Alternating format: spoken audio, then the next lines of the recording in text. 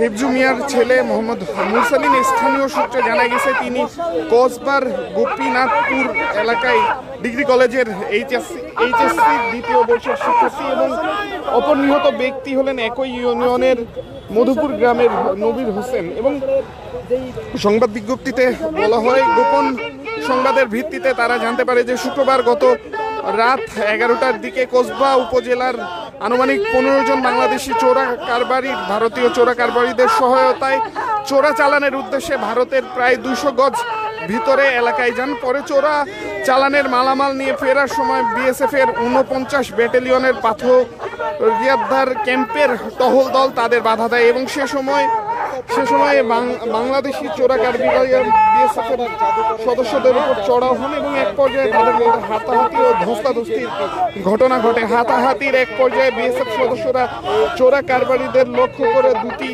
ছররা গুলি ছোড়ে এবং এতে মুরসালিন ও অপর ব্যক্তি নবীর হোসেন গুলিবিদ্ধ হন এবং গুরুতর আহত অবস্থায় তাদের ভারতের একটি হাসপাতালে নেওয়া হলে চিকিৎসাধীন অবস্থায় তাদের মৃত্যু হয় বলে বিএসএফ বিজিবিকে নিশ্চিত করেছে। এবং সেই ঘটনার প্রতিবাদেই কিন্তু আজ এই শাহবাগে মশাল মিছিল আয়োজন করেছে justice and democracy party JDP এবং সেই মিছিল থেকেই আপনাদেরকে দেখানোর চেষ্টা করছি। সীমান্তে হত্যার প্রতিবাদে মশাল মিছিল করছে জেডিপি এবং সেই মশাল মিছিলে আপনাদের সামনে তুলে ধরার চেষ্টা করছি। সেইখানেই কিন্তু বিভিন্ন স্লোগান তারা দিচ্ছে, সেই স্লোগানগুলো আপনাদেরকে শোনানোর চেষ্টা করব।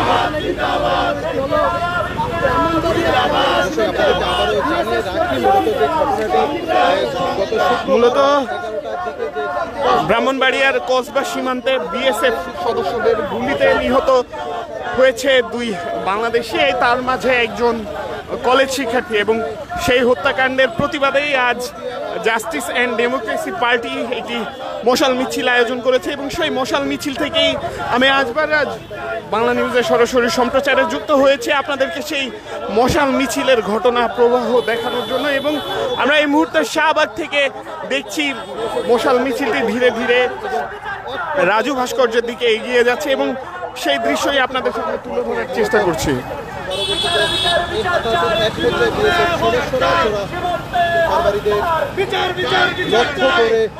দুটি গুলি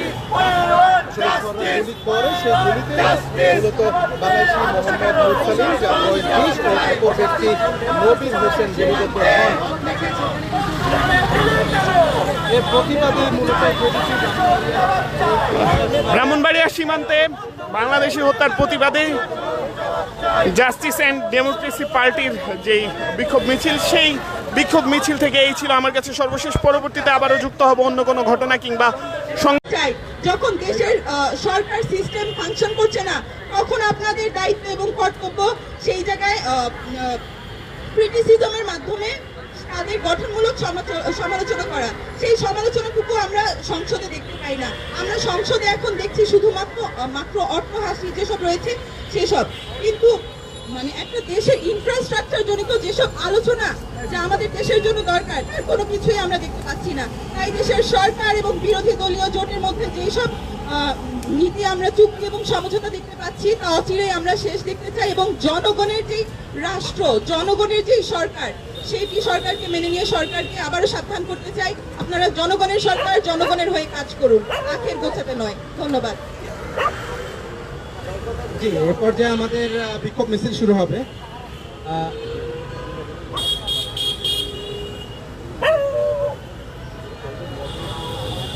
আচ্ছা, এখন মিছিল শুরু হবে। আপনারা সারিবদ্ধ হয়ে দাঁড়ান। মিডিয়ার বাইরে আছেন, আপনারা থাকবেন আশা করছি। যেমনটি দেখছেন, ব্রাহ্মণবাড়িয়ার কসবাই সীমান্তে বিএসএফ কর্তৃক 2 বাংলাদেশিকে গুলি করে হত্যার প্রতিবাদে বিক্ষোভ মিছিল আয়োজন করেছে justice and democracy party JDP আজ ব্রাহ্মণবাড়িয়ার কসবা সীমান্তে ভারতীয় সীমান্ত রক্ষী বাহিনী বিএসএফ সদস্যদের ছোড়া গুলিতে 2 বাংলাদেশি নিহত হয়েছেন। গত শুক্রবার 11টা 5 মিনিটে ভারতের ধ্বজনগর